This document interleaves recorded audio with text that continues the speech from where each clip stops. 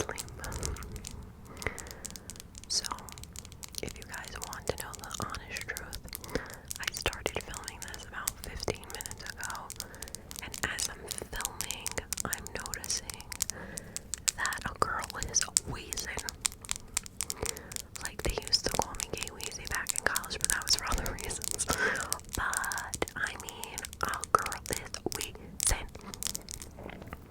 My allergies are like through the roof, through the roof, through the roof. And it is so bad, so bad. I know you're probably thinking, like, what are you talking about? It is the end of December. How are you getting allergies? Well, I wish someone would tell me, because there are days where, like, my nose is just, like, running, or my eyes water, or they're itchy, and, like, then I start to wheeze. So, I literally had to get up, pause everything, and take some hits from my inhaler. But let me tell you, that thing is like heaven sent, because lately I've been experiencing this more often. I'm not sure if it's because I'm home more around my dog or my cat. I really don't know. But all I do know is it is a terrible feeling, and it sounds really bad because the Blue Yeti picks up every little sound. So when I'm wheezing as I'm mid-breath, you hear it. So I was like, that's not cute. We must remove it. So I just gave up, the time that I spent filming the first one to just make it better and sound like a normal person.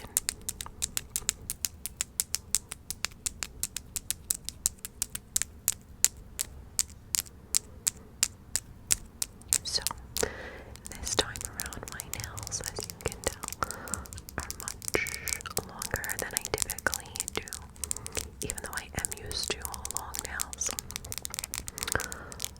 But I figured that I need to take advantage and do a nail tapping video. Tapping is one of my favorite triggers. It is the OG trigger of ASMR. I mean, putting aside whispering, and I just love it. So when my nails are long like this, I just feel like it's only appropriate to do some form of tapping.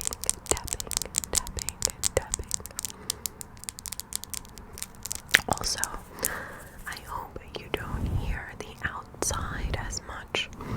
I had to crack open a window even though it's like 35 degrees outside, because between my ring light and the lights in the back, I think it's getting hot in here. So a girl cannot take off her clothes, so she opened up the window, and it feels so good right now. So please don't deprive me of my window. I just hope no ambulances or fire trucks come through, because if they do, we're all screwed. We are screwed. So, funny story.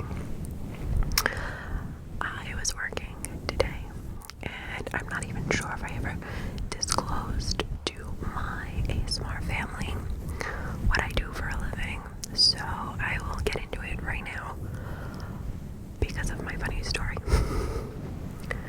I have a degree, well, my master's is in science, but it is because I have a license to teach special education.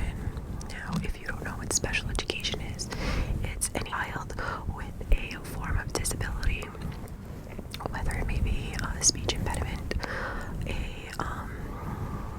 delay in motor skills like fine motor, like their hands, or gross motor, which would be like from the waist down, like their legs, the strength, the tone, as well as learning disabilities, cognitive disabilities, autism. I mean, the list goes on, Down syndrome. The list just really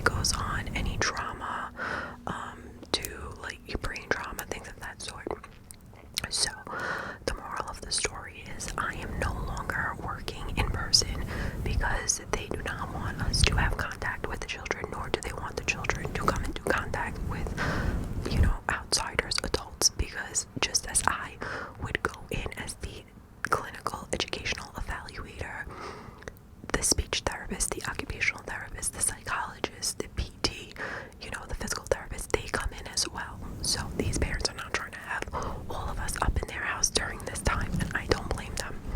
But besides that, the Department of Education in New York, like, shut it down. They were like, absolutely not. If you need to get evaluations done, it needs to be remotely.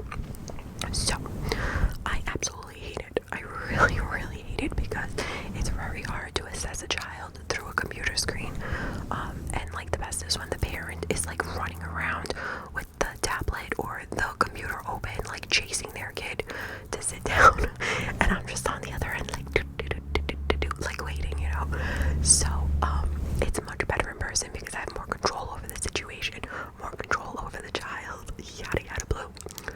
So today I was in the middle of assessing a nonverbal child. So nonverbal meaning obviously can speak, and that's like one of, you know, the toughest things for parents,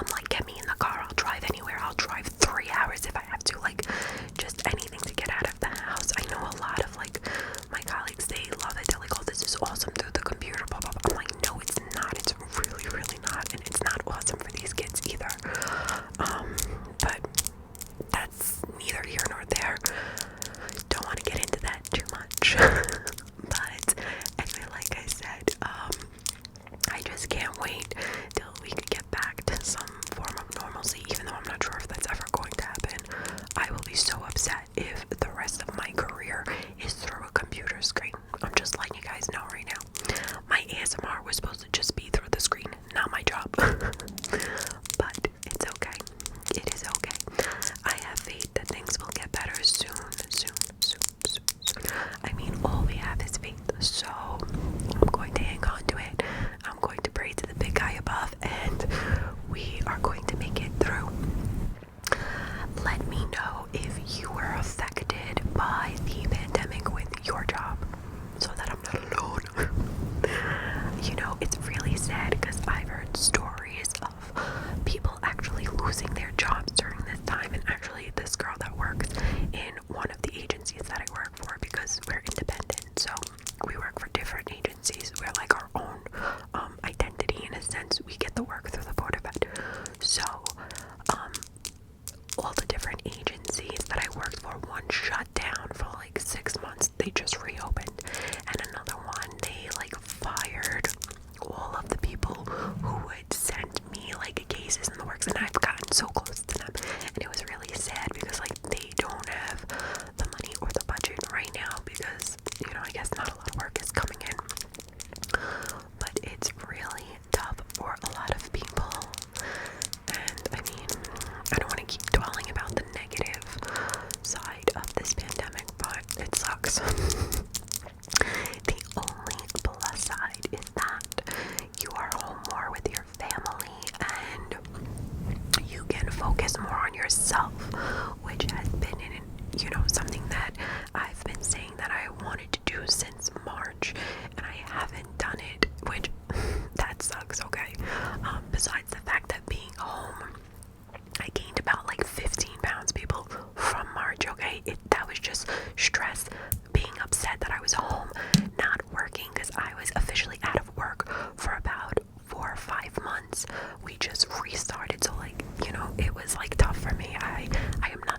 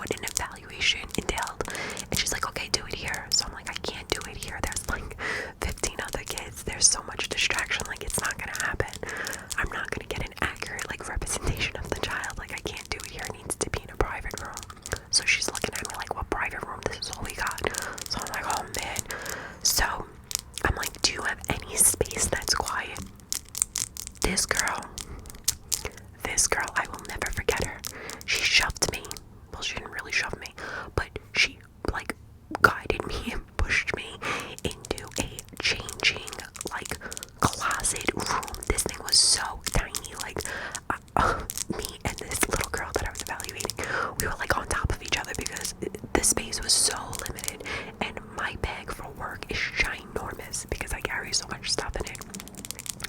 So I'm like looking at this lady like, are you serious? And she's like, okay. And then to top it off, she closes the door on us, and I'm like, whoa, number one, that's a liability for me. I don't like that. So I always keep the door open. I crack it open, whatever it is. I don't like that. You just literally locked me in the room with this girl, like, really. So I opened the door, but the worst part, guys, as I'm assessing her, I'm like, what is that?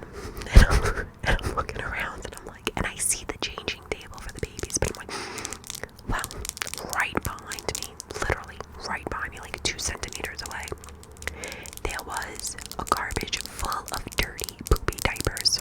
I'm like, you gotta be kidding me. So, I mean, it was hysterical, like, story to talk about, but I was like, oh man.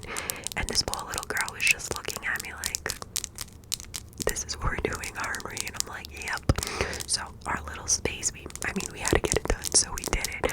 But I couldn't believe it. I mean, I have stories for days, guys, in terms of where I go with work and situations that I've been confronted with, only because I don't go to one building. I go to different homes.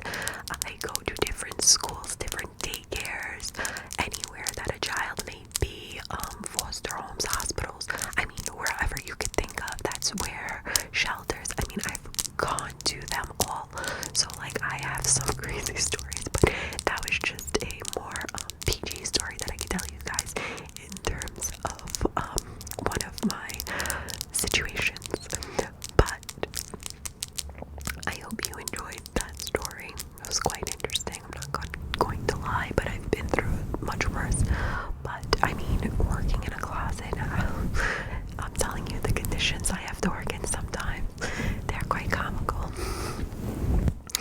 But it doesn't matter, because ultimately I am able to help this little girl get the services that she needs, and that was really all that was important to me. And I wasn't trying to do it in that loud room. Not gonna happen. A 3-year-old does not have an attention span to sit during a formal test, let alone when there's like their peers running around them, like, oh, look at my Barbie doll, oh, look at my car, you know. So, or like, oh, hey, hi, who are you? You know, the curious ones that want to know who the heck I am because I just walked in their room. So, I mean, they're cute,